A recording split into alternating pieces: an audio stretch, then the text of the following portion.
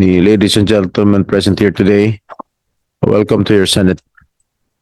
Today is the Committee on Local Governments Organizational Meeting and Briefing, and also its public hearing jointly conducted with the Committees on Civil Service, Government Reorganization, and Professional Regulation, Finance, Government Corporations and Public Enterprises, Health and Demography, and Ways and Means.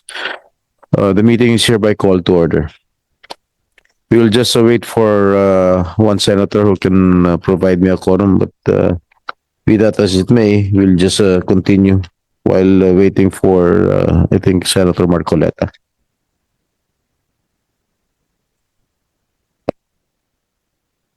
We will now commence with the organization of the committee. Huh?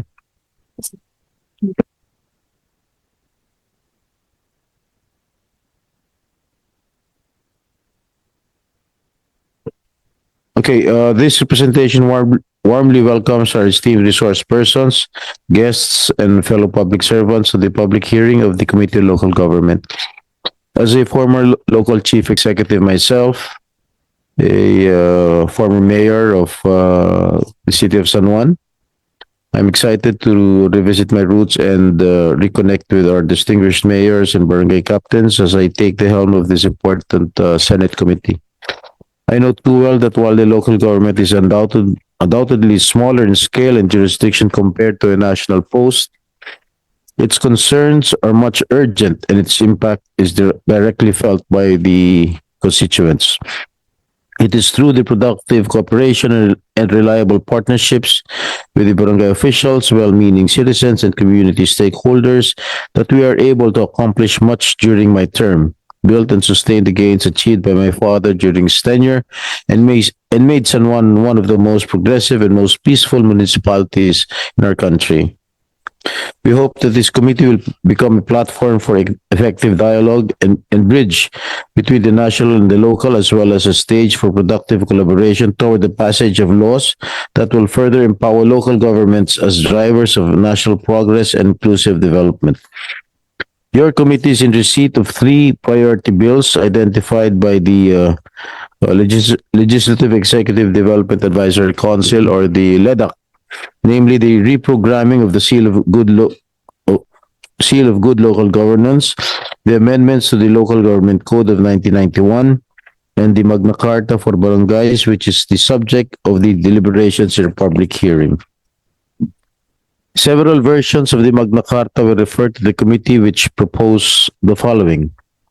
Number 1, better set of benefits and compensation and the regularization of the Punong Barangay, Sangguniang Bayan members, Sangguniang Kabataan chairperson, as well as the barangay secretary and treasurer. Number 2, guaranteed basic services like potable water, public transportation, primary education, health center at the barangay level. Number 3, automatic release of share from the national taxes and equitable share from the proceeds of utilization and development of natural wealth. And last, mandatory capacity building and trainings for barangay officials and personnel.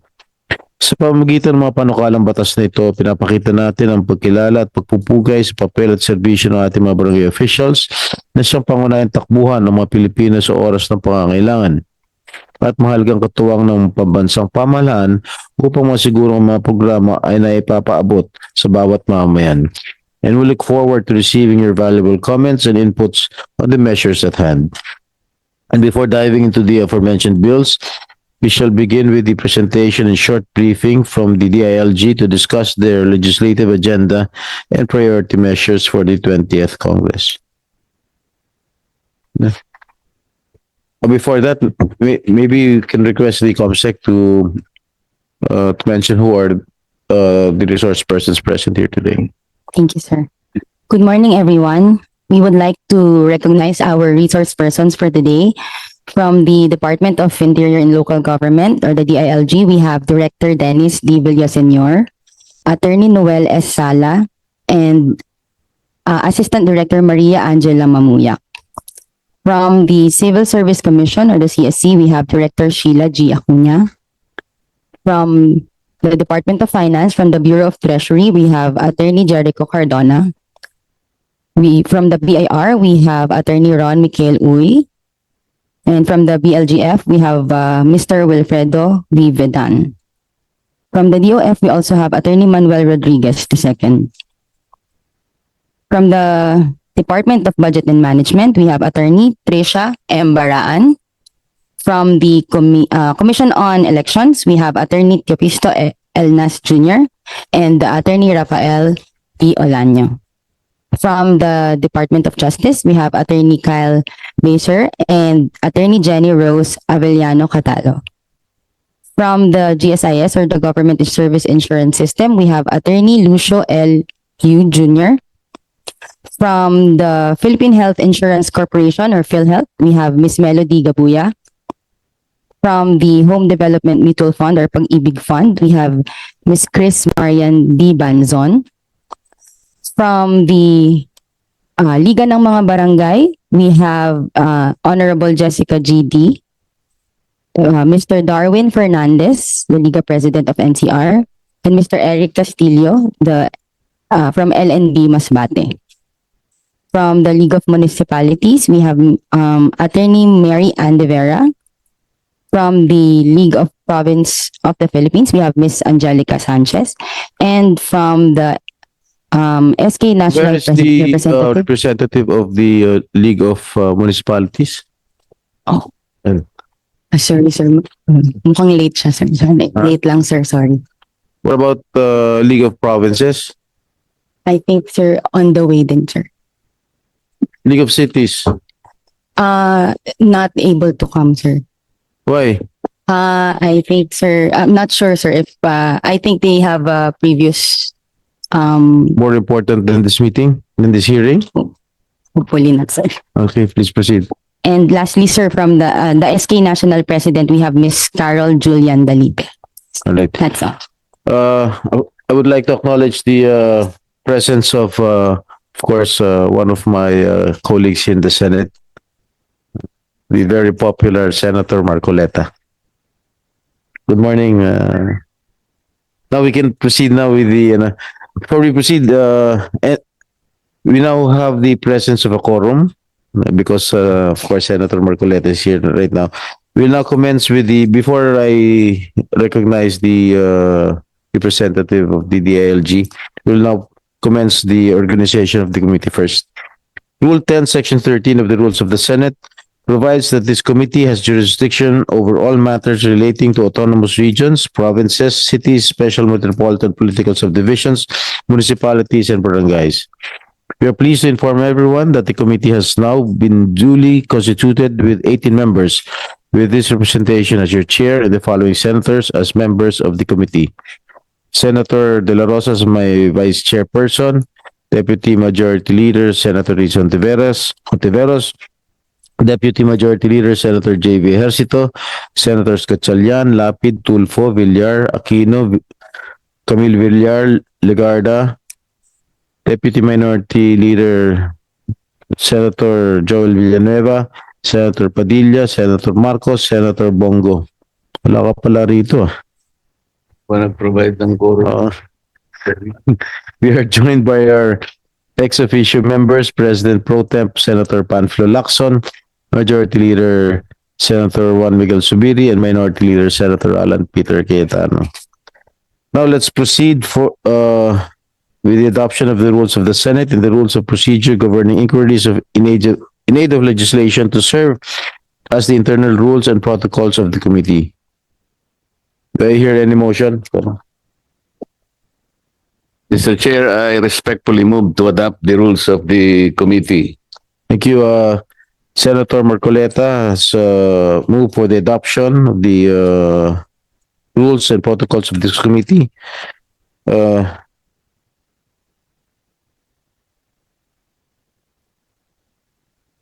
internal rules and protocols of this committee is hereby adopted.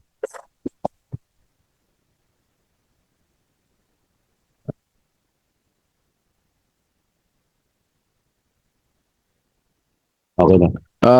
DLG, please proceed with your presentation. Good morning, Mr. Chair, Senator Estrada, and Senator Marcoleta. And good morning to everyone here today.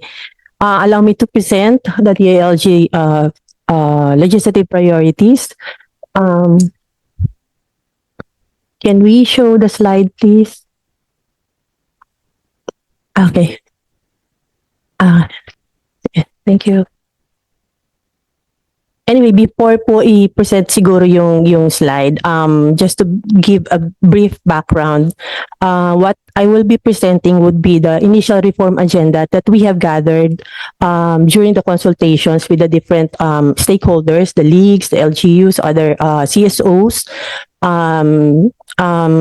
and also from the previous studies that we have done in the past.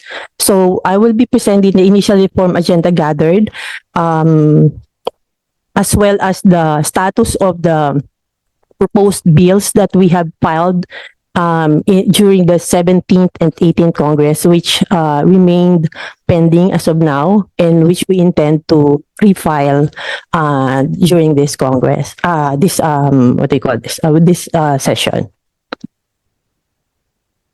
Okay, so next slide please. So bigyan ko lang po kayo ng yung po mga reform agenda that we have gathered. We categorize this into 4 pillars. We have financial and fiscal, service delivery, local autonomy, and administrative and operational. And under the fiscal and financial, excuse me, pillar, we have equitable NTA or era distribution, simplifying local taxes and rationalizing the situs of taxation, enhancing revenue generation and resource mobilization, rationalizing the use of national wealth, rationalizing revenue assignments of LGUs, enhancing public financial management, enhancing and rationalizing the taxing powers of LGUs, and business-friendly tax remedies. Under service delivery pillar, we have enhancing interlocal government cooperation, improving business friendliness and competitiveness, improve citizens' participation in governance, provide for a land use policy, clarify the role of LGUs in the management and protection of the environment, and review the powers of barangay in relation to permitting and clearances.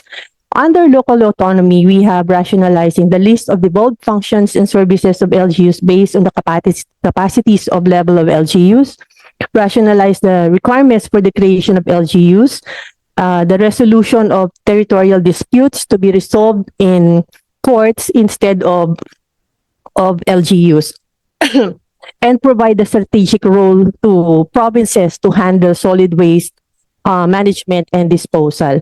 And lastly, along administrative and operational pillar, we have additional mandatory and optional positions for LGUs, review the administrative disciplinary powers and authority of elected officials over their component LGUs, elevate the participation of the youth by making them a member of the Sanggunian, and to abolish the Sangguniang Kabataan, a manner of filling up temporary vacancies in the LGU, strengthening the role of the local Sanggunian in budget preparation, and the qualifications and manner of appointment in barangay secretary and treasurer, and institutionalization of the business permit and licensing office, the office of the building officials, and the local economic and development investment promotions officer.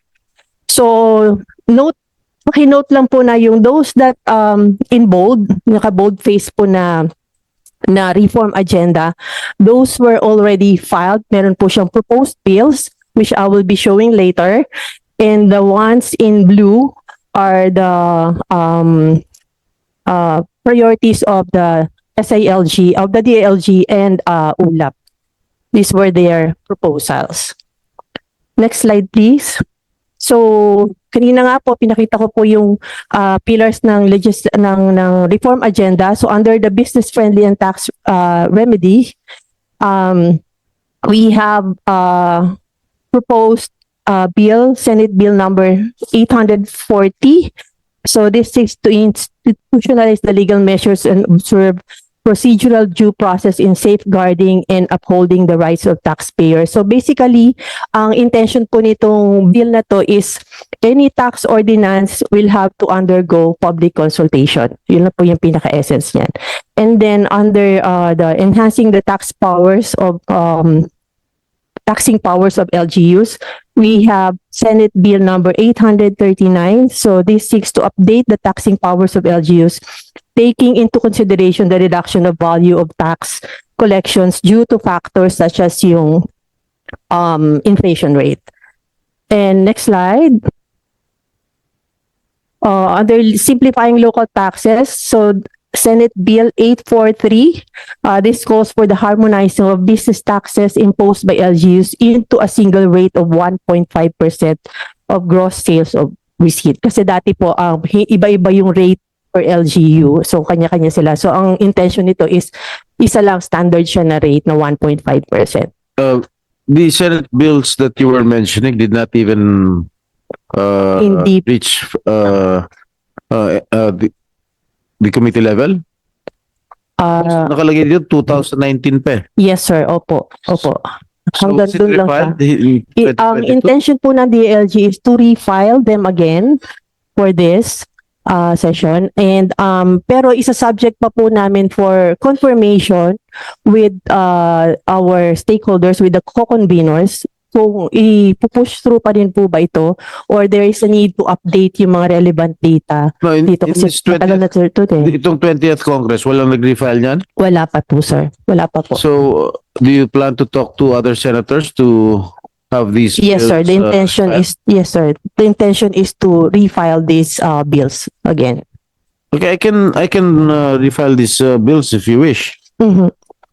Ayusin niyo na lang itong mga ano, Yes, sir. Opo. di ba? Yes, Mr. Chair. Okay, just to continue, the next one is enhancing local public financial management. So this mandates the DILG, the DBM, DOF, and the DepDev to guide in matters regarding local public financial management and strengthening the alignment of local plans. Kasi currently walang parang ano tawag dito, law that specifically supports local public financial management. Ang ginawa lang po ng DLG is to support them by issuing a joint memorandum circular for local governments on planning, investment programming, revenue mobilization. So yun yung naging parang measure on the part of the national government agencies. And then next slide po, rationalizing the cost of doing business. So currently po kasi yung LGUs are given the power to impose fees and charges, pero nagbabari siya across LGUs. So the intention of this bill 842 is to standardize yung imposition ng fees and charges by giving the DOF and or the Bureau of Local Government Finance to issue the guidelines para standard po yung pag-impose ng mga LGUs on fees and charges. And then rationalizing the credit financing for LGUs. So this is Senate Bill number 841. Currently kasi LGUs are allowed to carry out transactions with government institutions. So this bill proposes to give them the leeway to also access other institutions, including yung mga private institutions for financing. I was just curious now, why didn't you pursue, if these are supported by the department, why didn't you pursue these bills during the previous Congress? Ano ba nangyari nun? What happened? No, wala. Wala kasi sir sponsor nung nakaraang Walang sponsor. 19, who 19. filed these bills? And who was the chairman of the Committee on Local Government during that time?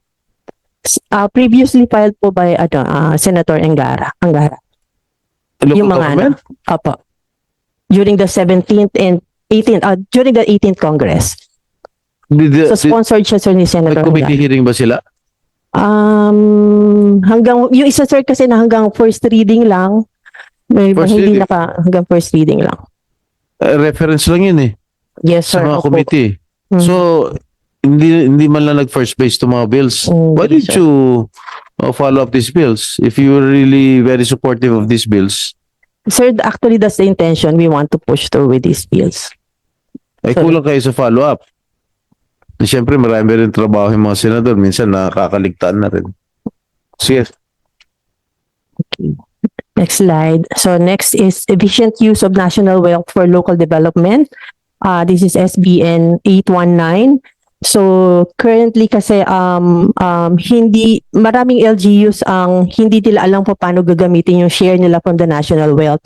And yung from the mining na share nila parang limited lang to use for energy purposes. Ang gusto kasing ang naging proposal po is for to give them the opportunity to use yung share nila doon for other purposes.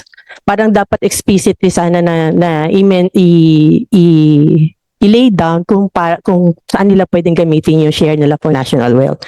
And then rationalizing the functional assignments of LGUs. So this intends to rationalize and define the fully devolved functions and shared functions of the national and local governments. So that's Senate Bill 846. And then institutionalization of the local economic development and investment promotions officer. So this one, Senate Bill 2093, this is pending on the committee on 2023. So this bill aims to institutionalize the LEDIPO in the provinces and cities. So currently po kasi hindi siya mandatory position, walang permanent position at the local level. So we recognize kasi yung importance of having the LEDIPO to promote investment and economic development at the local government unit level. Pero ang ginawa naman po to support yung endeavor na to, we issued a memorandum circular for LGUs for them to establish the LEDIPO in provinces, cities, and municipalities. Yun nga lang po, karamihan po dun ay parang designated lang. So wala siyang dedicated na office. And then lastly po, yung institutionalization of the PPLO. This is in support to the required mandates under RA 1103 or the Ease of Doing Business Act. So this aims to institutionalize the PPLO as a plantilla position in all cities and municipalities. So to ensure na meron siyang dedicated staff. Because currently po sir, wala pong permanent position for BPLOs. Okay, are these your priority bills? Yes sir. All right. If I may, sir, these are the initial priority bills, but after the series of consultations, we will have another batch of priority bills once na Okay, finalize yun, sir. because there are three priority bills under the LEDAC. First, the seal of good local governance and the amendments the local government code. Is that not your priority? Siya, sir. Kasama po siya. And the Magna Carta for barangay workers. Is that not your priority? Yes, we under the Yes, sir. O bakit hindi nyo sinasama rito? Eh, itong binanggit yung mga priority bills nyo, 2019 pa. Eh, 2025 na ngayon. Ito 2026 na yun, hindi nyo... Ang dami ng congresses na dumaan, hindi nyo fina-follow up. Oo. Eh, the one you presented, yung mga priority bills na presented nyo, that's way back 2019. Yes, sir. Opo. What have you done? Why wasn't it passed? Eh, kulang kayo sa follow-up dito. You did not pamper the members of the Senate or members of the Committee of the Local Government. Chair. Yeah, Senator Marcoleta. That's the question I want to ask, Mr. Chair. Aside from monitoring and updating the committee on the pending bills, what else do you do? Because if the amendment or amendments to the local government code is one of the priorities of this administration, meron akong bill ito yung SB number 65 hindi nyo man lang nakita sa loop ninyo, because this bill advocates the creation of a Barangay Affairs and Development Commission within the DILG. And then it also advocates the creation of a Barangay Development Fund. Kasi sa ngayon,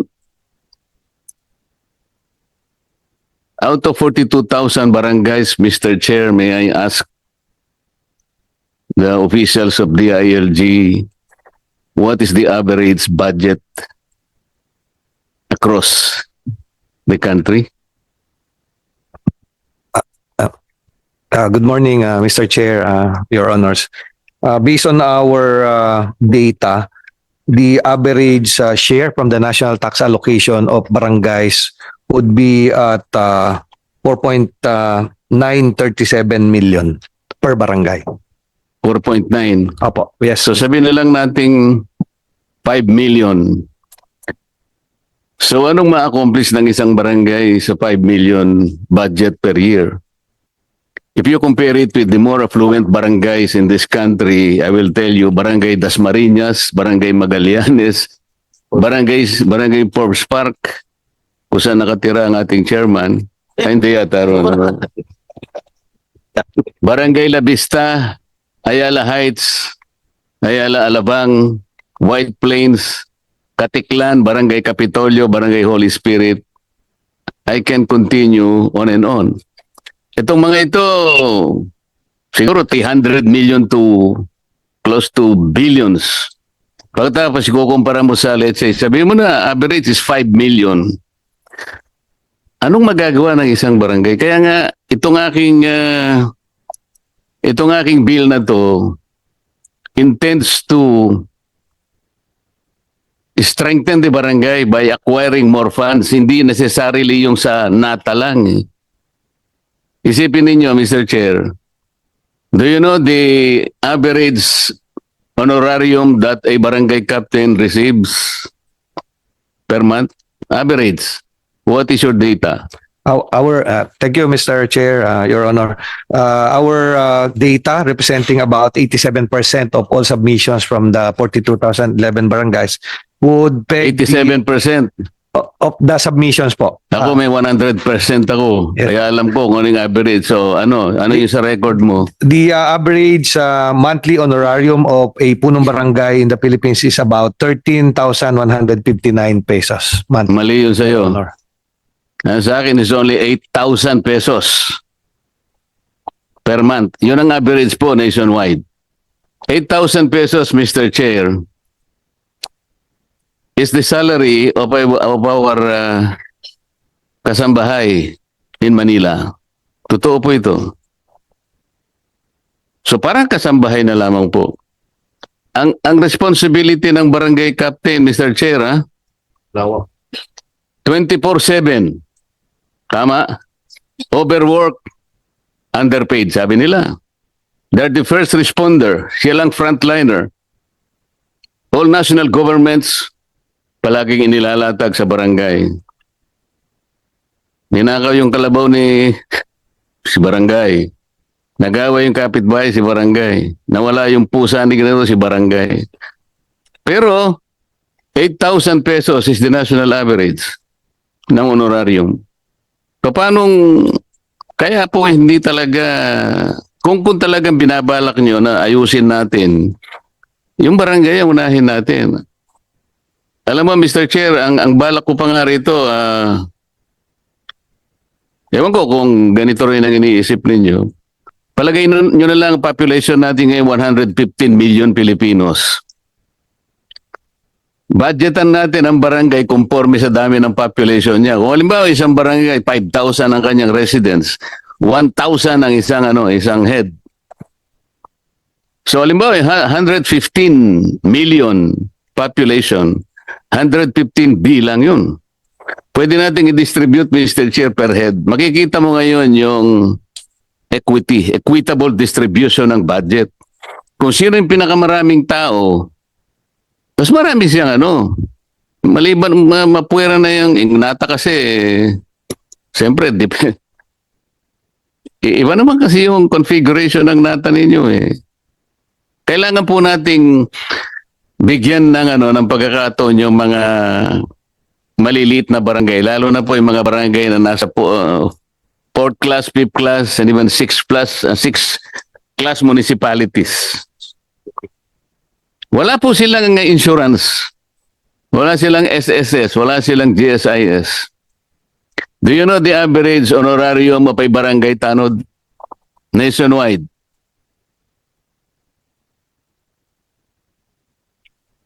Oo, dapat kabisado niya yan. Ako, kabisado ko eh.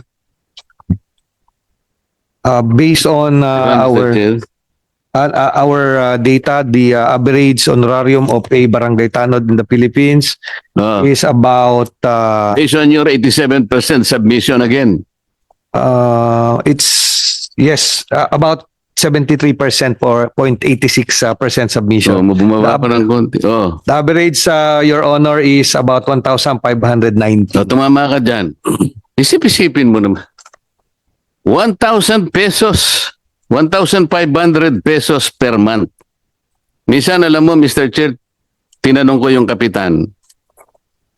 Kapitan, did you have the privilege or opportunity to witness, for example, your barangay tanod handing to his wife the monthly honorarium? Mr. Chairman, inaabot nung sa kanyang asawa. Tiningnan mo ba ako yung itsura ng asawa mo habang inaabot mo yung 1,500 na honorarium mo? Opo. Ano ang itsura niya? Nakangiwi po eh. Ba't di ka mapapangiwi sa 1,000? Tingnan mo. Madam Jessica D. Ito ay kakilala ko. Siya yung presidente ng lahat ng kapitan sa buong Pilipinas. Ang asawa niya ay colleague ko sa... Kumusta na si... Mayor na ba siya o congressman pa rin? Mayor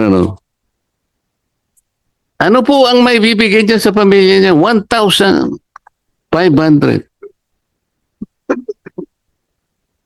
Do you know the honorarium of the member of Lupon Tagapamayapa?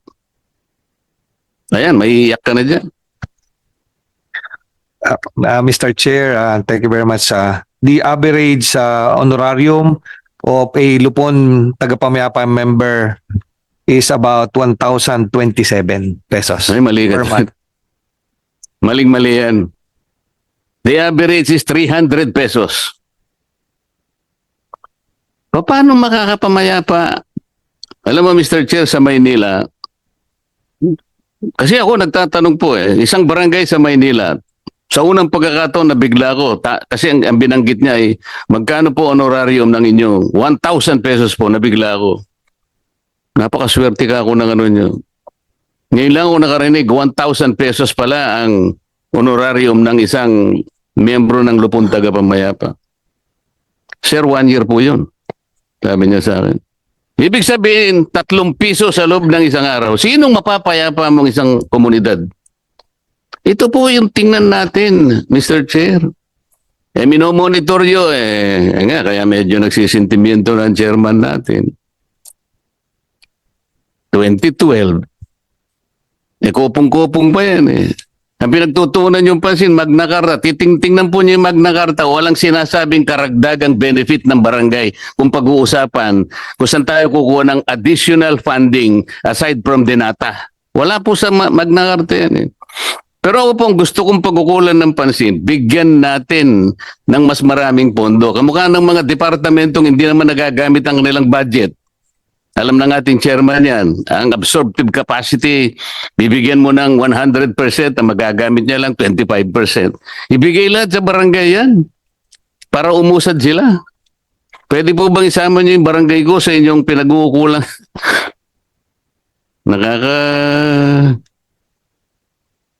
Nakakasama ng loob, Mr. Chen. Hindi mo lang nabigyan ng pansin yung napakaganda ng aking ng aking bill ma'am? Angela po. Assistant Director Yes, sir. Maria Angela, ano yung apelyido mo? Sir. Pasensya na po kayo, mas medyo malabo na po yung mata ko. Di Yes, bale, sir. kabisado po kayong lahat ni Chairman. Patatawag po kayong lahat. Yes, sir. We will consider po. We will Anyway, include. given the manifestation of Senator Marcoleta we are including his bill, Senate Bill number 65 in the agenda of this hearing this morning. And we are requesting our resource persons to also submit their position papers with regard to this, with regard to the bill of Senator Marcoleta. Barangay Affairs and Development Commission Act. Ito yung bill ni Senator Marcoleta. Maraming salamat, Mr. Chair. Kaya kahit na hindi ako member dito, talagang pinagsikapan kong samahan kita rito dahil alam ko nag-iisa ka lang. Maraming salamat pero hindi po ako nakatira sa Forbes Park. Anyway, nabasa ko dito yung mga duties and responsibilities ng Barangay Tanod, no? Napakalaki pala ng kanilang mga responsibilidad. At ang sinabi nyo kanina, 1,500 lang ang kanilang honorarium kada taon. Monthly. Sa lahat ba, uniform ban? Average lang. So yung sa mga mayaman na barangay, like yung mga minention ni Senator Marcoleta, magkano tinatanggap? If you know. May 30 mil, Mr. Chair. 35,000. Ganun kalalaki. Barangay. Barangay Tanod, May 35. honorarium Ano? ng barangay kapitan. May, No. you know? Sa Tanod po, like po yung isang barangay po namin sa Wakwak, may nagre-receive po ng 10 to 15,000 po. Depende po kasi sa budget po ng barangay. Yes, honorarium. Yes po, Mr. Chair. Kada barangay Tanod. Yes po. Alright. Doon sa mga maliit na barangay, yung mga sa remote provinces,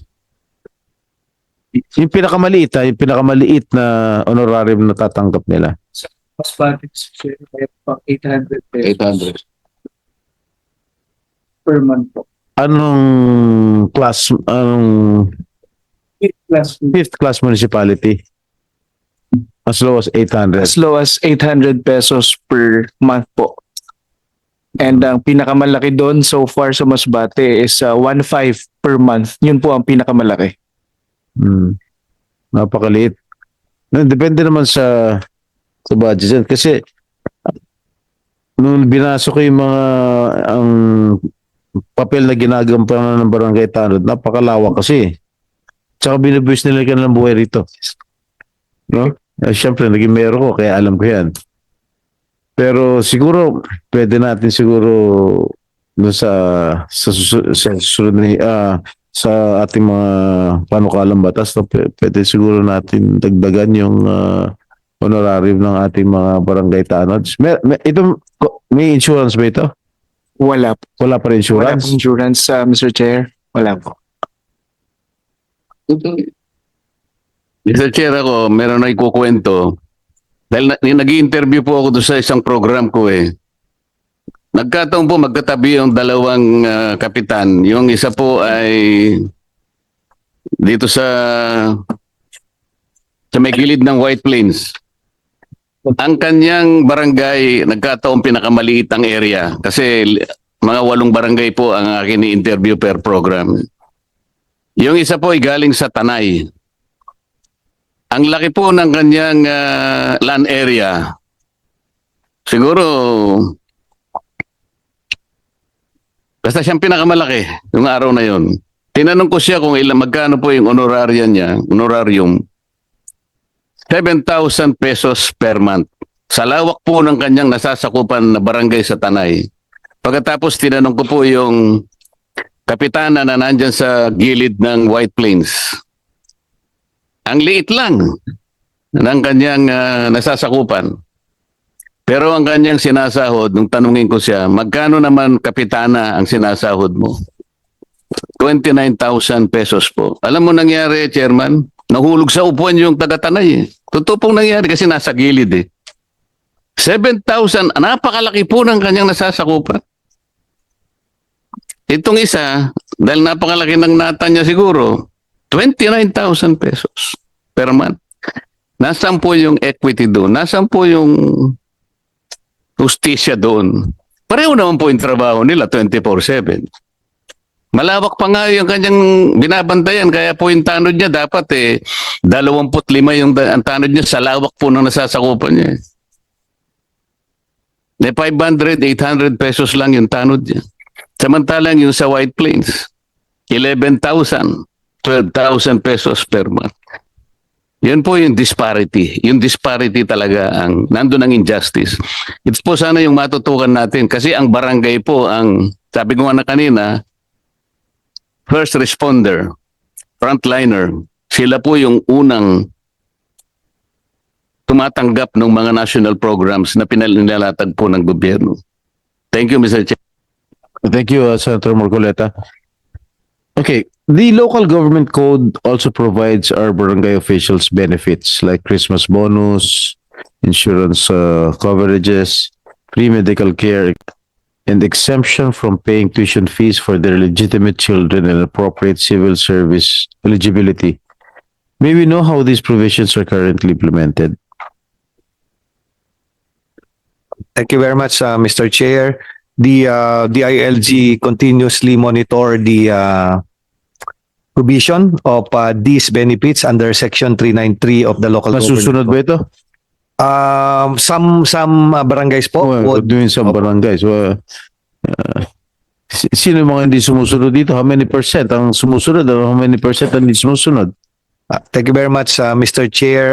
In most cases, because about 83% of all 42,000 barangays would have an average of 1 to 5 million.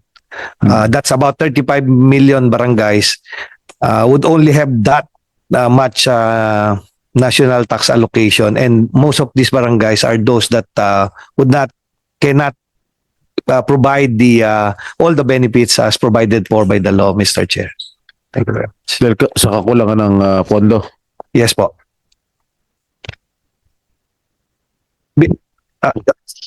Yung tama po yung data ng DILG.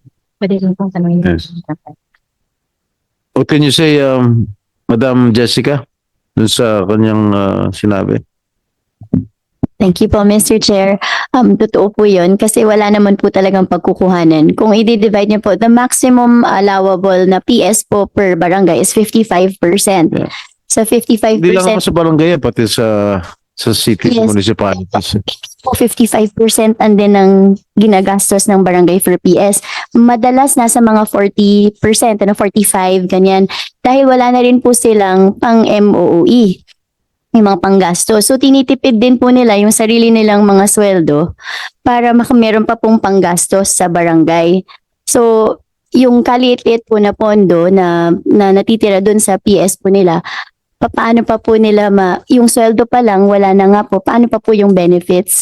So, kaya nga po, inilalakad po talaga natin yung Magna Carta. Nagpapasalamat po tayo sa inyo po sa inyong mga senators po natin na nag-file for the Magna Carta for barangays. Dahil, ito na lang po yung chance po ng mga karamihan sa barangays po natin na magkaroon pa po ng benepisyo or ng standard na sweldo, makatarungang sweldo para sa kanilang mga gampaning trabaho. Can you please submit your position paper? Yes, sir. Yes, Mr. Chair. Present na ba yung mga League of Provinces, League of Cities, League of Municipalities? Are they present here today?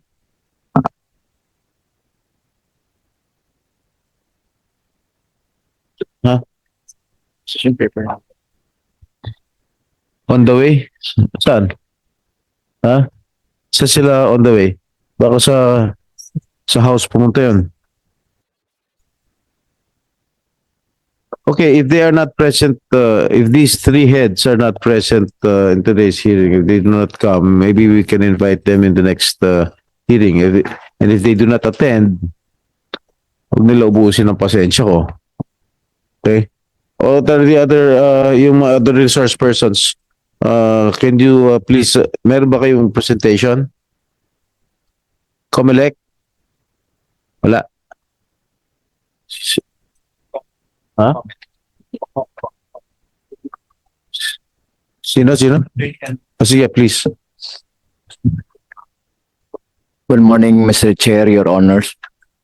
As far as the Commission on Election is concerned, Your Honor, we fully support these bills on Magna Carta for barangay officials as well as compensation for barangay officials, Your Honor.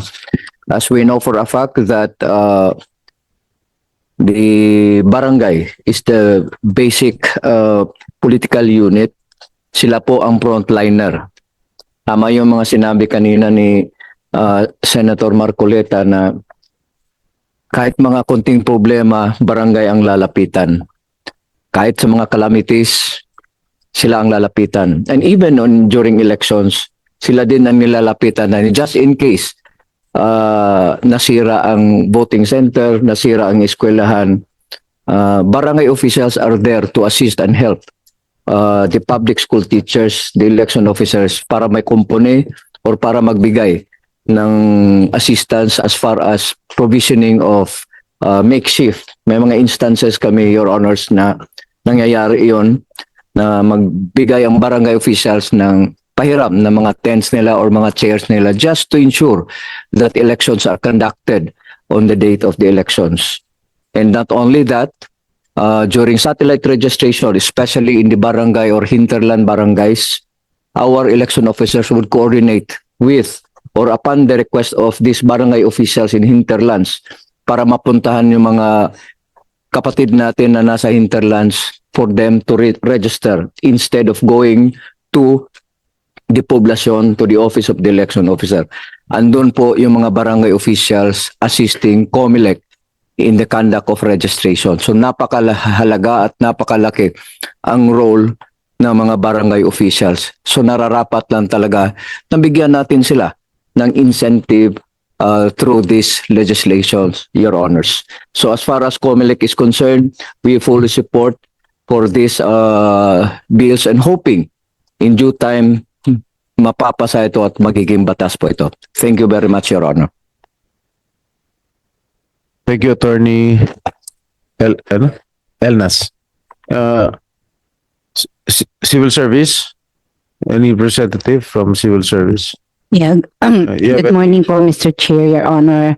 On the part of the Civil Service Commission, consistent with its guidance to the House of Representatives as regards the counterpart bill of this bill, the CSC expresses its full support for this Senate bill on the Magna Carta for barangays, as the CSC recognizes for the role of the barangay that it plays in nation building. They serve as a conduit to implement projects of the national government to the communities at the local level. As a matter of fact, barangay officials and employees are responsible for the delivery of basic services to the people. They work 7 days and for more than 40 hours a week. So in fact, there are instances when their work needs them even during unholy hours. So their services deserve to be recognized through compensation and benefits. So the CSC again fully supports the proposal for this Magna Carta and providing barangay officials and employees fixed and appropriate compensation that can provide them decent living and support for their families, as well as health and social security benefits which are afforded to other government employees. That's all, Mr. Chair. Thank you. Thank you, Director Sheila, for the Civil Service Commission. What about the representative of Department of Finance? Your Honor, the Department of Finance, as regards the Magna Carta for barangay health workers, recognizes the intent to grant barangay officials regular government employee status with fixed salaries, benefits, and continuous training while ensuring the provision of essential services and infrastructure in every barangay. However, we have reservations on some provisions of the proposal, Your Honor. Ano yun, tungkol sa pera? Yes, Your Honor.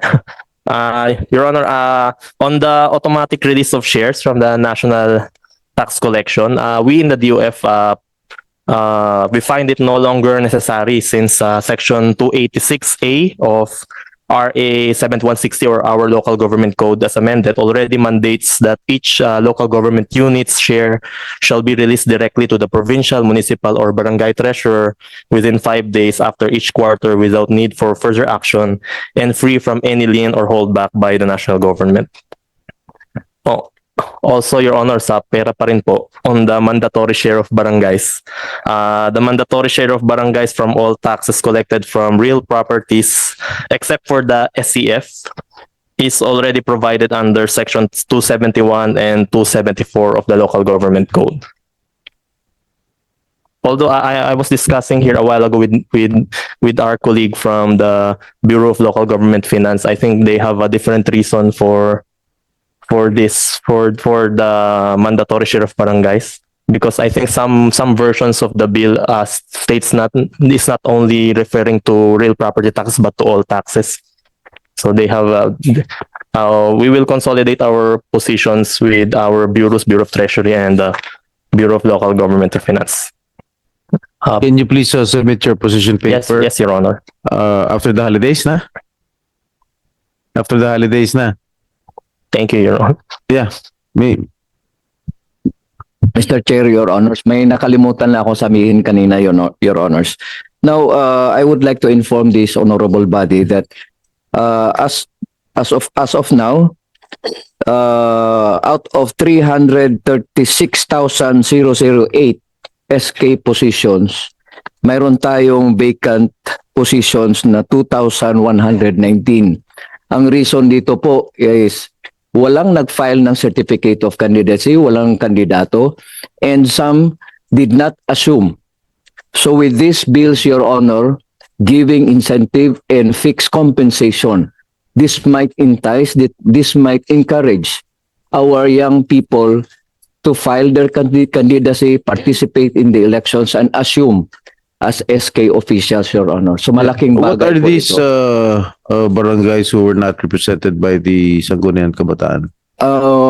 We will submit, Your Honor, if necessary. If Ito sa Metro Manila, not in Metro Manila. I'm sure it's not in Metro Manila. It's not in Metro Manila, Your Honor. Nasa mga Visayas, Mindanao. Yes, Your Honor. Luzon, wala. We will Meron check din. our records, Yes. Your Honor. Please submit it to Yes, the Your Honor. committee. And pangalawa po, Your Honor, is that under Bill number 1115, sponsored by Senator Gatchalian, it speaks of term of office, which is 5 years. Unfortunately, as of now, we have Republic Act 1223, which fixes the term of 4 years. So magiging We already passed that amendment. law. Diba?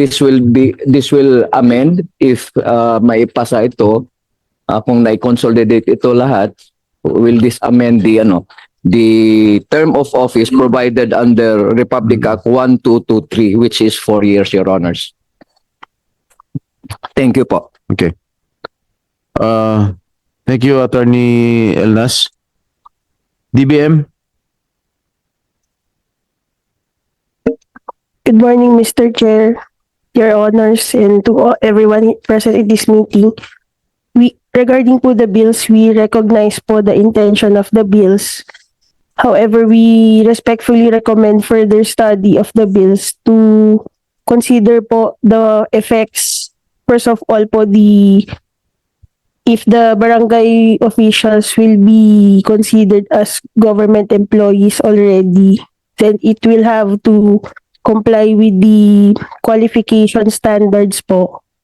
And of course, the capacity of the LGUs to grant their salaries and benefits.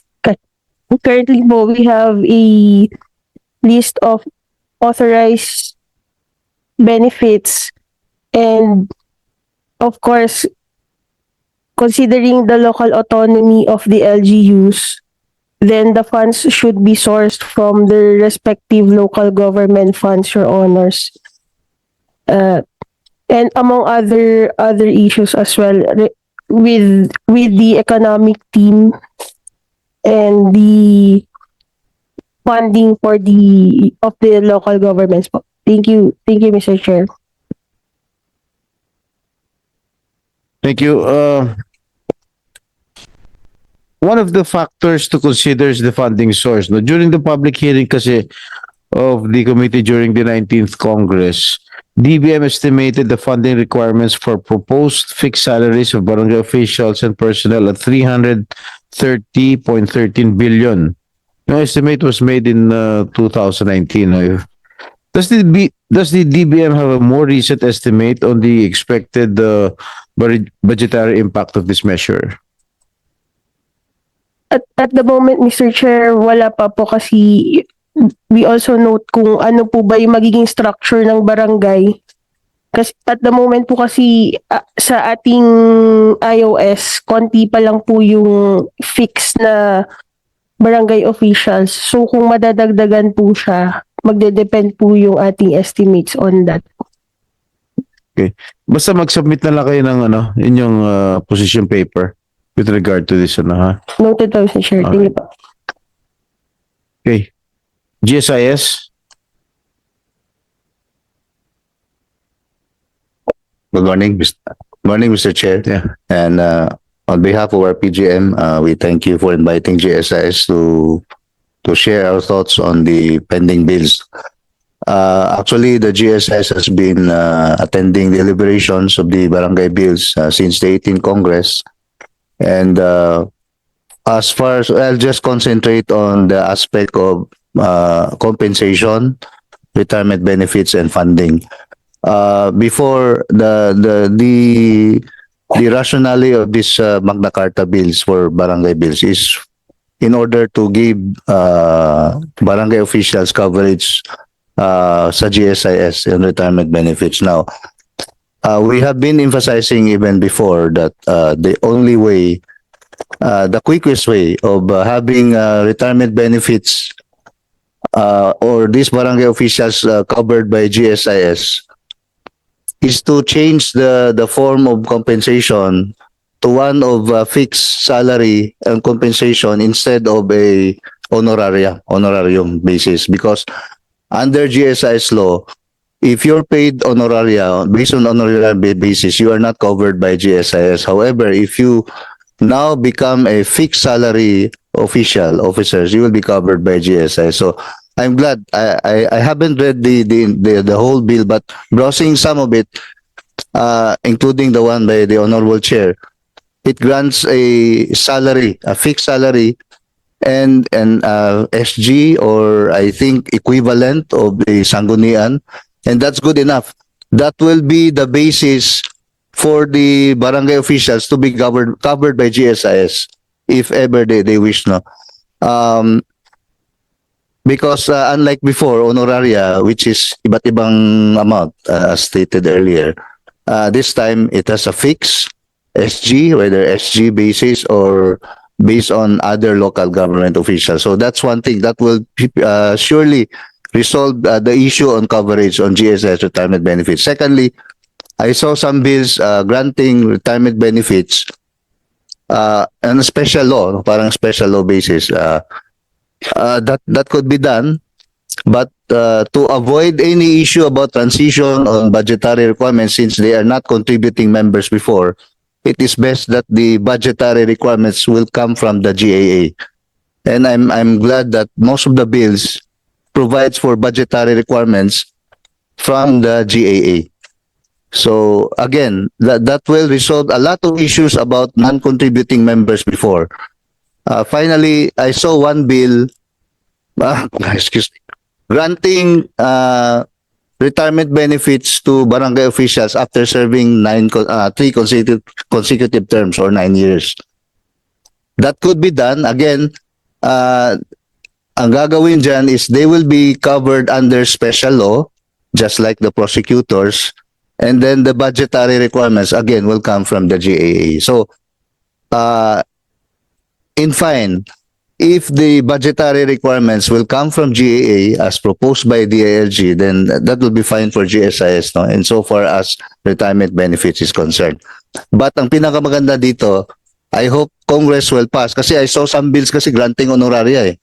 I hope it will be reconciled such that it will be a fixed salary compensation basis instead of honoraria. We do away with honoraria, then grant the compensation fixed salary compensation to all barangay officials. That will be the best way siguro. So we will submit our official position paper, Your Honor. All right. Under Section 522 of the Local Government Code, the GSIS is mandated to establish and administer an appropriate system under which the punong barangay, members of the Sangguniang Barangay, the secretary, treasurer, and tanod shall enjoy insurance coverage. May we get the updates from the GSIS about this, attorney? Thank you, Your Honor. I was supposed to mention that. Actually, I think that that's the BOIF, or the Barangay Official Insurance Fund. Unfortunately, Your Honor, I hope the DBM can also shed light on this, because since 1995, it has remained unfunded. In fact, it has already eaten up some of the budget ng GSIS. Hindi na yan na-funded from the GAA. Kaya hindi na rin. So magkano na shell out nyo dito? I'll update the figure, but as of 2022, I think it's 1 billion na yata. 1 billion the unfunded portion, and GSIS shell out a substantial amount of it. Magkano yung substantial amount? Let me check.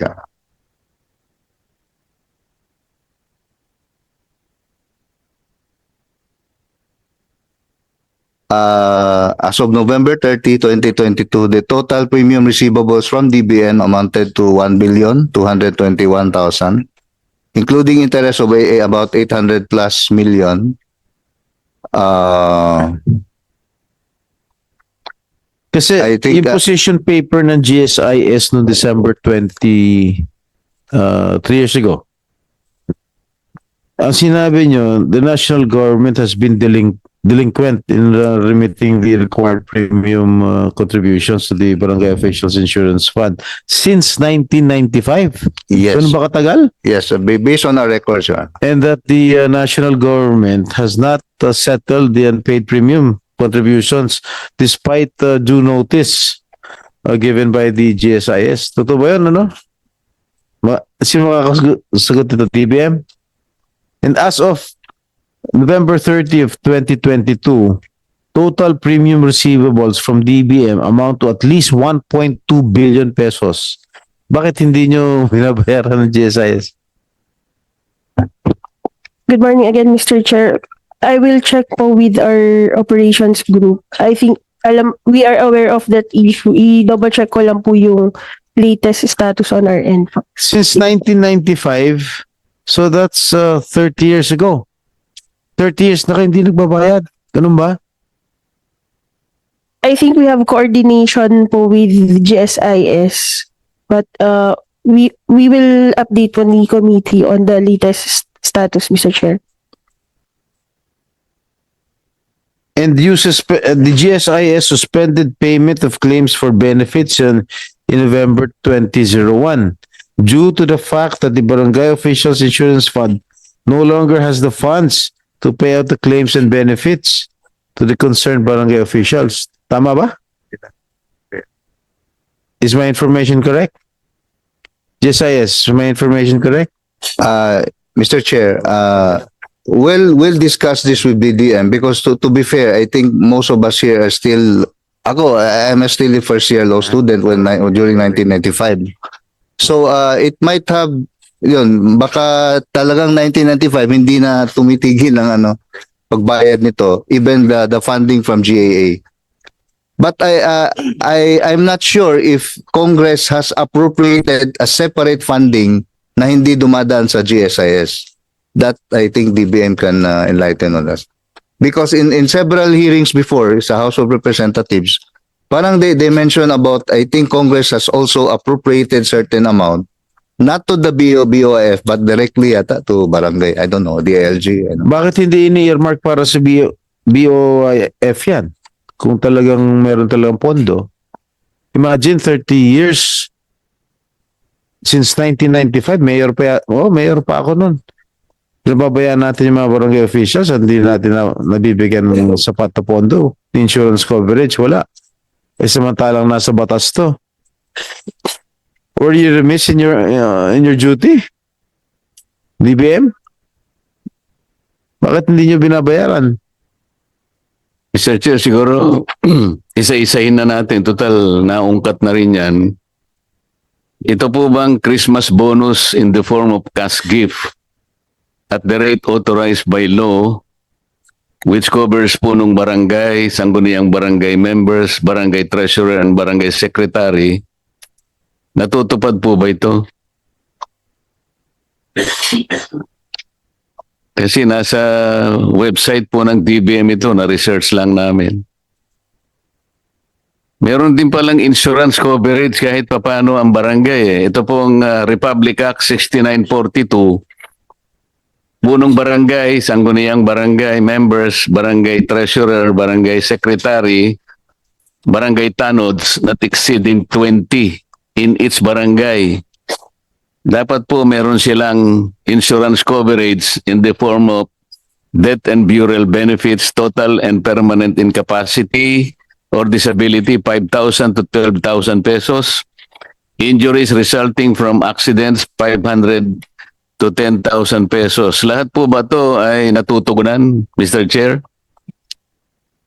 Maybe the DILG can answer that question. Meron pa po, medical care consisting of pre-hospitalization in government hospitals for the punong barangay, sangguniang barangay members, barangay treasurer, and barangay secretary. And in extreme emergency, the same officials may be confined in private hospitals with expenses chargeable against barangay funds at not more than 5,000 pesos per official. Free tuition and matriculation fees in government schools in their area for punong barangay, sangguniang barangay members, barangay treasurer, and barangay secretary, including 2 of their legitimate dependent children during their term of office.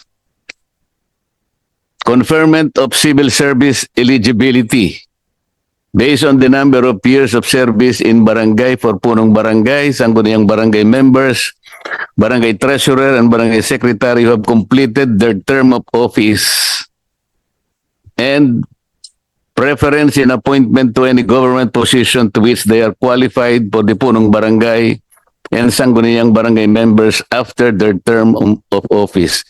Ito po bang binanggit namin ay natutugunan o natutupad para sa kapakanan po ng mga nasabing mga opisyalis ng barangay? Walang kumikibo, Mr. Chair, mukhang natutulog lahat. DILG siguro pwede siguro. Thank you very much, Mr. Chair, Your Honors. The DILG is monitoring the provision of these benefits to our barangay officials and employees. Ano na pong na-monitor nyo, sir? We will submit po the detail of the provision as to the number of Hindi po, kamukha ng Christmas bonus, natutupad po ba ito? Lahat nabigyan? yes, Your Honor, but Nandito po ang presidente ng mga barangay kapitan sa buong Pilipinas. yes, Your Honor. However, the limitation, the 55% limitation for personal services applies as a budgetary requirement. So, barangays would provide such benefits in different levels, Your Honor. I'm sorry, Mr. Chair, kanina tinanong po ninyo yung mga barangay kung alam nila yung insurance. Hindi po nila alam eh. Kaya po, kasama pala rito eh, Republic Act 6942. Madam DBM. Sir. Yes, ma'am. Hi, Sen. Sen, yung RA 6942 po, naibibigay naman po sa mga barangay officials na mga namamatay. Meron po siyang 20,000 pesos para sa kapitan, sa beneficiary ng kapitan na namatay, and 2,000 pesos na burial assistance. Ang kaso lang po, when we had a meeting with GSIS, hindi po GSIS ang pinanggagalingan po nito. DILG actually is the one that's providing for this sa mga barangay officials po natin. Kapag sila po ay namatay in their duty, madodoble po ito sana. So, yung mga barangay officials, nilalakad po ito sa DILG at natatanggap po nila itong 20,000, 2,000. But our only concern about RA 6942 is that this law was passed in 1990. So yung 20 mil po noon, iba na po yung peso value noon sa 20 mil ngayon, at yung 2,000 burial assistance nung 1990, iba na rin po ngayon. Yung kabaong hindi po I mean, sa 2,000 hindi ka po makakabili ng kabaong. So, alam naman po natin with the situation of the barangay officials na napakaliit po ng honorarium, malamang sa malamang wala rin po yung mga naiipon. Kapag namatay, ito lang din po ang nakukuha nila from the government, yung kanilang mga pamilya. Tama po yun, Mr. Chair. Ang katotohanan niyan, yung RA 6942, actually, it is an act increasing the insurance benefits. 1990 pa po yun, kahit pa anong increase ang ibigay mo, dapat siguro it has increased tenfolds na siguro. Kasi 2025 na ito. Tama naman po yun kung ano po yung permanent incapacity, 5,000 to 12,000 pesos. Depende po kung paano yung kalagayan ng barangay. Namomonitor nyo ba talaga? Ilan po ba yung namatay na kapitan, halimbawa, this year, para lang makita natin kung magkano po ang binigay ninyo na burial benefits? Thank you very much, Mr. Chair. We will have the numbers. For the information of the Chair and the committee, there's an off budget of 50 million pesos for the barangay officials death and burial assistance funding. From the last 6 years, we were able to utilize about 37 million annually po. But for the last 2 years, medyo mababa yung number of deaths. Thank you very much. And This year, sir, ilan ang nabayaran na namatay kung may namatay ng mga barangay kapitan or barangay officials? we will have the number, sir. Sir, Mr. Chair, may I? Yung question niyo po regarding yung mga namatay, we have our data from 2023 to 2025. 2023, 134. 2024, 1,772. Tapos 2025, 1,161. Ang mga barangay officials and barangay officials na namatay po. Compensated na lahat, ma'am? Hindi ko po masasagot if compensated. I think the ILG would be best to answer that. And sir, if I may, I also brought our data of, the reason why we're also lobbying for the better life and health insurance. Because every year po, ang dami pong mga attacks ng mga barangay officials po natin. We know that they're the most vulnerable sa ating political system. Kasi yung mga barangay officials naman po natin, wala naman po mga bodyguard, walang mga, security. Every year po, ang dami pong pinapatay na barangay officials, ang daming attacks. In 2022, we have 83 in total. 10 lang ang nag-survive po doon. 73 died. 2023, meron tayong 76 na pinaslang na barangay officials. 2024, we have 52. And then 2025, we have 30. 8 po ang nabuhay doon. The most recent, if you saw in Davao, yung Kapitan habang Dodong, nagla-live, opo. Yun nga po. compensated ba yun? I'm not aware if he was. Can we check, sir, kung yung Kapitan Dodong na-compensate at saka kung ano po ang ginawa nyo? Kasi ang pagkakapatay nun, nagbablog yata siya sa Facebook. Nag-live stream. Binaril. Opo. Mr. Chair, ito po yung mga data ng mga pinapaslang, mga attacks po ng barangay officials, and this happens actually even in their own barangay hall or sa sarili nilang tahanan or pag pauwi, naglalakad mula sa barangay hall papunta sa bahay, dun po sila binabaril. So most of these mga riding in tandem kadalasan po yung kanilang pagpaslang. Huwag mong kakalimutan yung mga barangay tanod na habang binibigay nila yung 1,500 sa asawa, ang sakit-sakit ng loob ng asawa. Nai-stress po yung mga barangay tanod eh. At magkakasakit ka sa puso talaga, no?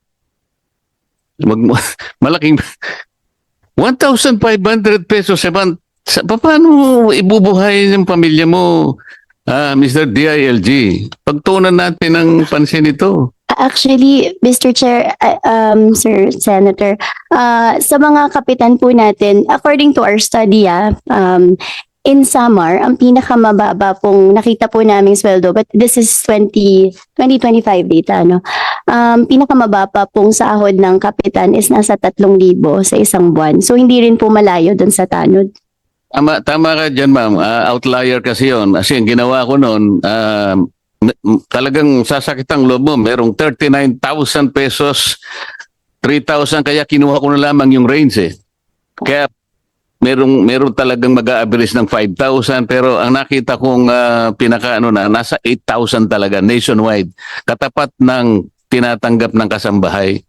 Pero Mr. Chair, ang isang importante rito na nakita natin, sa civil service po, paano po na-operationalize itong nako-confer nyo yung eligibility based on the years of service po ng isang barangay official? Kasi po, Madam President of the Barangay, this is very important also kasi makakatulong ito, depende po sa pinagsilbi ng barangay official, nagkaroon siya ng civil service eligibility, baka magamit niya rin po ito, Madam. Yes, Chair, regarding po the civil service eligibility, as early as 2012, the CSC promulgated CSC Resolution 12 00865 and circularized through CSC-MC number 13 series of 2012, where the CSC grants barangay official eligibilities based on strictly on completion of term of office to elective barangay officials such as the punong barangay, the regular sangguniang barangay members, and sangguniang kabataan chairman, as well as the appointee barangay officials, the barangay treasurers and barangay secretaries who are all appointed by the duly elected punong barangay. So this barangay official eligibility is considered appropriate for appointment to first level positions in the career service, except for those positions covered by board laws and or those that require other special eligibilities as determined by the commission, or those that require licenses such as those positions listed under category 4 of CSCMC 11 series of 1996 as amended. So Chair, Your Honor, the CSC has been granting BOE to qualified barangay officials as early as 2012. We can provide po the data. So Mr. Chair, ilan na po yung nabigyan ng eligibility since the issuance of that civil service order? Unfortunately po, wala po akong dalang data. We can provide po the committee on the data po. Thank you, thank you. Director Villaseñor, matagal ka na dyan sa posisyon mo sa National Barangay Operations Office? Mr. Chair, I started in 2019 po. 2019. Yes, sir. So hindi mo na-monitor, pinag-uusapan natin kanina na 30 years na hindi nagbabayad ang national government sa BOIF? Mr. Chair, Your Honor, sir, we started providing for barangay officials death benefit assistance in 2002 when the GSIS stopped covering the insurance of barangay officials. Since 2002 po, we have the statistics here, the number of barangay officials disaggregated to punong barangay, treasurer, etc.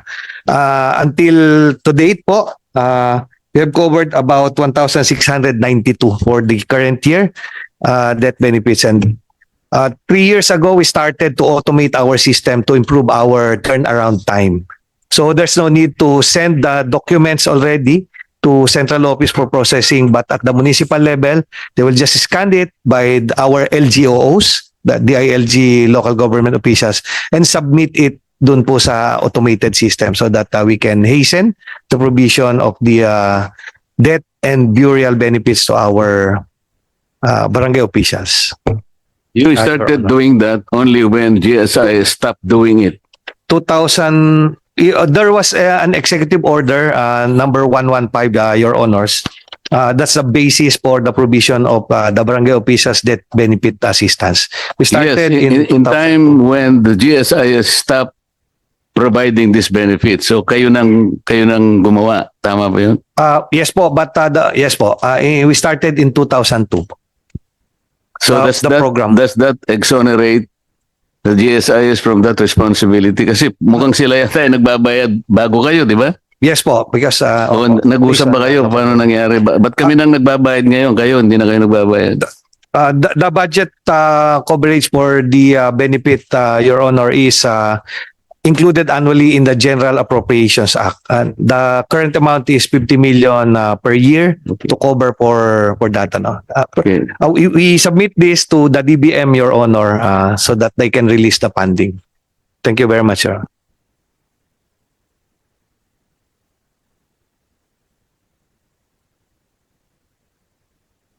Malinaw dito sa ating hearing na lahat yung mga, almost all, mga barangay officials natin are underpaid and overworked.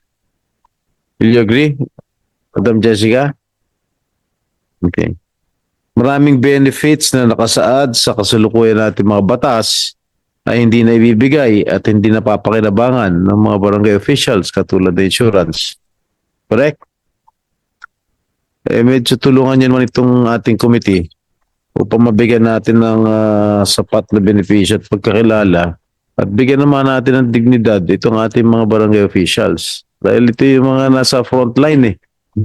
Alam ko yun, siyempre, si Senator Marcoleta wala kang experience sa local government pero alam niya. Ako pa kaya na may experience. Ang dami mong experience kasi, Mr. Chair. Alam mo, Mr. Chair, overwork, underpaid. But, alam mo, ano ito parang ano pa ito Kung pag-uusapan kasi natin, sabi nga, 24/7 ang kanilang gawain Pagkatapos, ang sinasahod nila ay kakarampot lang. Paano natin po magiging reasonable? Kasi, Mr. Chair, alam mo naman ito, sa private companies, kapag po kayo ay nakapagtrabaho na ng 6 months, mandatory na po kayong nare-regular na po, di ba? Ang mga barangay officials po, 24/7. Nakatapos na po ng ilang termino. Hindi ko nga malaman, Mr. Chair, kahit nakakarampot ang kanilang sweldo, pinipilit pa nilang, gusto pa nga nila,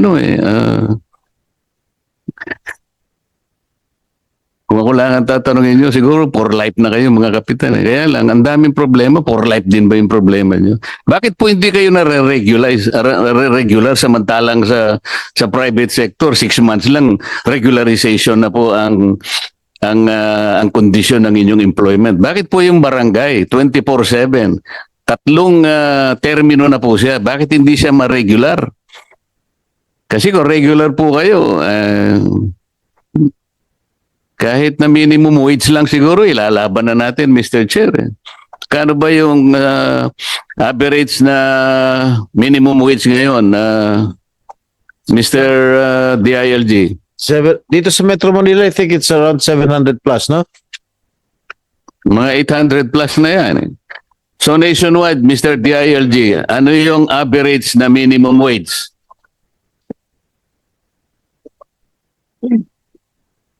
Kasambahay po, almost the same. Hindi, minimum wage ng mga workers natin. In the private sector. Minimum wage. About 600 per day, Your Honor. 600 per day. Multiply mo sa 30 days. Or 22, sir, excluding yung number of about 13,000 to 14,000. So at least sa 13,000, maligaya lahat ang barangay. Hindi 5,000, hindi 3,000 pesos. Doon natin gustong ilagay sana ang kalagayan ng mga barangay officials natin para maging may konting decente naman ang kanilang pamumuhay. Sir Chair, thank you. Thank you. Yes, Madam Jessica. Mr. Chair, regarding dun sa tinanong nyo kanina, ano ba yung estado ng mga barangay officials? Actually, parang displaced nga po yung mga barangay officials because they're not regular government employees kasi wala naman po silang salary kasi honorarium ang natatanggap nila and yet they work far more than the regular hours of government employees. Tapos, hindi natin alam kung government employees nga ba sila or volunteer. Kasi parang volunteer Kasi, ang ma'am, kanilang natatanggap. Under your local government code, volunteerism kasi ang inyong pagtatrabaho sa barangay. Kaya kung volunteer kayo, hindi sweldo, honorarium nga eh. Yes. Ito yung dilema. Pero ayusin na po natin yung dilema. Pare-pareho lang po tayong kumakain kasi may pamilya tayo. Kaya ilagay natin sa tama na. May pagka-voluntaryo pero hindi ibig sabihin ay kinakailangang maging malayo naman ang tinatanggap sa karaniwang manggagawa. Yun lang po ang principle behind that. Thank you, Mr. Chair. Thank you, Senator Marcoleta. Considering the intricacies of these measures and the number of issues raised during the deliberation, the committee secretary is hereby instructed to organize and convene a TWG, a technical working group, to further discuss the bills in detail. And the committee secretariat will coordinate with your respective offices and technical staff as to the schedule of the TWG meetings. Okay, lahat ng mga bills na diniscuss natin ngayon ay Magna Carta for Barangays, sponsored by Senators Zubiri, Go, Ejercito, Rafi Tulfo, and this representation. Yung Senate Bill number 151, sponsored by Senator Erwin Tulfo, yung punong barangay will be at salary grade 10. Senate Bill number 1115, sponsored by Senator Gatchalian, authored by Senator Gatchalian, Magna Carta for Barangay Official. In Senate Bill number 272, authored by Senator Aquino, Barangay Workers Act. Senate Bill number 275, authored by Senator Chis Codero, the amendment of the Local Government Code. And Senate Bill number 100, authored by Senator Mark Villar, punong barangay will receive no less than 3,000 pesos. And Senator Marcoleta's bill, Senate Bill number 65. Lahat ito ay bigyan nyo kaagad ng inyong position paper. Kasi I plan to, kung ako pa rin ang magiging chair ng Committee on Local Government by next year, gusto ko na ipasa yung Magna Carta for barangay officials para mabigyan naman natin ng konting dignidad yung ating mga barangay officials. Alright? Meron pa ba ibang question? Yes. Sir, yung mga barangay po na high income, nagtanong-tanong din po kami, kahit sila po mga high income na barangays, hindi rin po sila nakakatanggap ng benefits even if they are able. So I was asking them why this is so. It has been customary from time immemorial na ganun na. I think it would be very useful if DBM would also set specific guidelines as to this kasi DBM was able to set ceiling for the salary, SG 14 para sa kapitan, SG 11 for the kagawads, but they were not able to state really the guidelines if pwede ba yung mga barangay officials to charge against the barangay funds para sa kanilang mga benepisyo for the able barangays. Because, we're talking about 42,011 barangays, but not all of them naman belong to the very poor category. So, if the-tier po natin yan, ang mga barangays na nasa 50 million and above, nasa mga, I think, 0.5% yata, no? 0.5%. But 5 million below, nasa 72%. So, ibig sabihin, at least meron pong nabawasan sa problema po natin na hindi natin kailangan lahat ng 42,011 ay tutulungan kasi there are some barangays that are able. So if DBM can set clear guidelines na pwede na mag-charge sa barangay funds for the benefits of the barangay officials and workers, then that would be very, very useful. Because even in the barangays, the rich barangays in Quezon City, when I asked them, yung mga kapitan, kahit sila, wala pong SSS, PhilHealth, Pag-ibig. Yeah. So, yun ang The po. representative ng DBM, can you take notice of what Madam Jessica earlier mentioned? Yes, Mr. Chair, I think we are drafting po guidelines for barangays. Hindi ko lang po pwedeng may disclose at the moment since na-finalize pa po siya. So we will coordinate po with Miss Jessica po. Thank you, Madam. Madam Jessica, kasi meron mga barangays dito, lalo na sa Manila, sa City of Manila, na yung mga ibang barangay doon, dalawa lang kalsada. Are you aware of it? And we have, I think Manila has around 900, 800, no, 900, 900, 996, 896. Di ba 900 yun? Ha? 900 plus yun nung panahon ng tatay ko.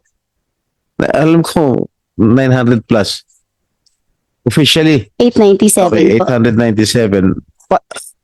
Yung ba nakakatanggap ng ano? Magkano yung kanilang ano? Honorarium?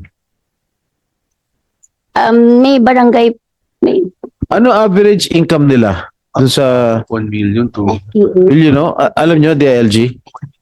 Sa Manila. Curious lang ako po dyan, parang nasa 2 million. Mga 2 million 2 po million? siguro. Meron po Dalawang ganyan. kalsada lang. 2 million yung budget, yung budget, yung income nila. Ang pinakamaliit po kasi natin, according to our records na 2024, 1.3 million yung pinakamaliit na NTA ng barangay, pero that's in Samar. So I think sa Manila, kaya sila nag-iisang barangay kada ilang kanto dahil sa dami ng populasyon Hindi ba natin or pwede ilang cluster kanto. na lang yun? Actually, kung isa sa mga gusto namin po i-propose, Ayaw nila siguro. Is to- Siyempre, ayaw nila yun. isa sa mga magandang proposals po, Mr. Chair, is to merge some of the barangays para ma-pool yung resources. Kung if we are going to look at it economically, that would be a good idea. Yes, but I don't think Politically, the other barangay captains there in Manila will not agree with us. Pare-parehong bida yung mga yun. Paano mo... Dati kasi 900 barangays yun, pre, tama ka ron. Kaya lang, nawala yung 3 streets, kaya nawala yung 3. Siguro that would be a wise idea to have it clustered para kumonti naman yung mga barangay na nasa scope ng Manila. Kaya lang talaga politically ayaw ng mga barangay captains. It must emanate from the house, yung dapat yung mga congressman ng Manila that would be will have to act on it. And meron pa pong mga barangay na ideally na emerge are the barangays na nasa below 100 na po ang population. May iba nga pong barangay, meron tayong iilan, very, very, very few, na barangay na ang residente na lang ay yung mga barangay officials kasi yung buong barangay naging mall na. Naging mall, paano- yung gano'n, ano mangyayari doon? nagkaroon na ng development. So actually, those are the barangays that should have been merged. You're Yan you're talking about Manila, no? NCR, and I think it's NCR. Also- barangays in Also in other cities? Ano ba yung mga during anong areas yun? Caloocan? Parang Caloocan, ano? Meron yata po sa Caloocan. Naging mall na yung buong barangay. Kaya wala nang population talaga doon. Pero kumukubra pa rin. So, meron pa rin po sila. Yes, Your Honor. There are cases. There's also one in City of Manila. The entire barangay is a private property and thus nag-zero po ang population. But they're not abolished yet. They still receive their share from the national tax allocation. So dapat itigil na yun. I think there's wisdom in merger of barangays. We have seen that happen in Tagaytay, in Ormoc, and as well as in Bacoor City. But we cannot do this. I mean, the Senate cannot do this. It has to emanate from the House of Representatives, yung kanilang mga congressman dun sa City of Manila. I cannot do this, you know. You have to convince maybe you have the convincing power to talk to maybe to the mayor, si Mayor Isko, and to the congressman of the City of Manila. Okay? Yes.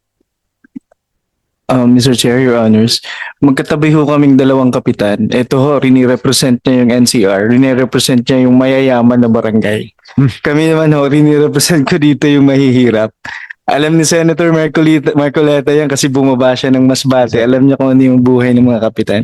And hearing from the DBM representative, Mr. Chair, I think yung challenge talaga is yung pera kung saan manggagaling. And kanina parang sinabi niya na parang kung I will interpret it, parang suntok sa buwan kung saan kukuha yung national budget. Parang top tinatapon na sa LGU. Wala tayong Mayor's League dito na dapat nagre-represent din. So, ang isa po sa nakikita siguro namin, Mr. Chair, is parang ika-categorize natin. Halimbawa, yung NCR ng mga barangays, kaya naman nila yon. Kaya nila magbigay ng benefits on their own galing sa NTA nila. Ang problema lang talaga, yung mga maliliit ho na barangay, lalo na sa mga probinsya, yun hulat talagang walang pagkukuhanan ng pondo, Mr. Chair. Thank you. Kaya kailangan natin yung presence nung hindi na dumating yung sinabing on the way. Ha? Babae ba yun, Presidente? Nag-on the way siya? Ha? So this will serve as a warning to the representatives of the League of Provinces, League of Cities, and League of Municipalities, because we have to we have to ask questions from these officials concerned, lalo na sa tatlong heads ng liga, no? Dahil hindi naman biro itong mga pinag-uusapan natin. Kaya siguro sa next hearing, maybe after the holidays, we'll conduct another hearing. And I expect the presence of these three representatives from the League of Municipalities, League of Cities, and League of Provinces. Okay? Wala na? Mr. Chair, gusto ko lang naman, total bago tayo magtapos, bigyan nyo ng kaukulang atensyon yung aking bill, yung SB number 65. Kasi dito nakalatag kung saan natin kukunin ang additional funding. Without belittling to the other panukalang batas na sa harap ninyo ngayon. Pero dito, malinaw na pinagbukulan natin ang pansin, lalong-lalo na yung nasa 4th class, 5th class municipalities, kagaya ng binabanggit ni Mr. Castillo, talagang walang mapagkukunan nyo. Kaya itong bill ko na 65 na to, nag-iisip kung saan natin lahat kukunin. Hindi lamang sa NATA kasi dito merong nakalatag ng mga provisions kung paano natin dadagdagan. Kaya nga meron siyang Barangay Affairs and Development Commission. Ito yung hawak. Kung inyong mamarapatin, pakitingnan yung mabuti, Mr. DILG. Sa sinabi ni Honorable D kanina, tama naman yun, yung mga nakaluluwag na barangay, pabayaan natin silang with the guidelines coming from the DBM. Sabi kasi natin, if there's a will, there's a way.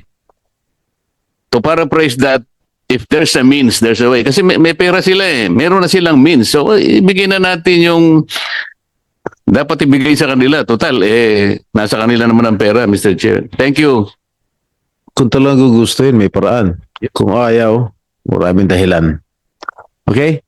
Thank you for your time and active participation in this public hearing. Again, kindly submit your respective position papers and requested information. Siguro after the holidays, maybe the latest will be second week of January. Okay? Thank you. This meeting is hereby suspended. I would like to thank my good friend here, Senator Marcoleta, for providing me a forum. Session is hereby suspended. Thank you and Merry Christmas to everybody.